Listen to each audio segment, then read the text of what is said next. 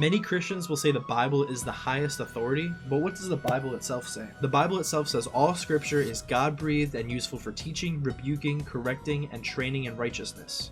That's 2 Timothy 3:16. It never says scripture is the only rule of faith. It says scripture is inspired, but not sufficient. It's not all you need. And when Paul was writing this verse, the New Testament didn't even fully exist yet. He was referring to the Old Testament scriptures. And here's another verse for you. The church of the living God is the pillar and foundation of the truth. That's 1 Timothy 3:15.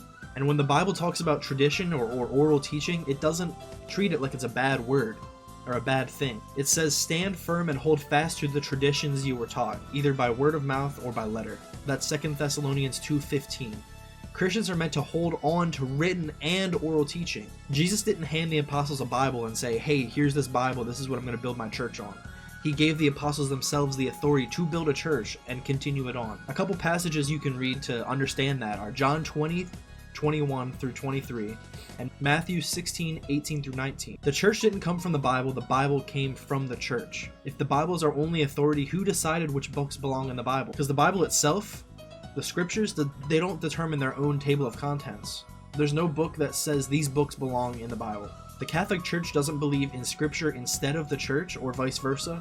We believe in the scripture within the church, and how the church compiled and canonized it. So the church knows that it cannot contradict anything that's in the Bible, and the Bible is not going to contradict anything that the church teaches. If you have any questions, put them in the comments.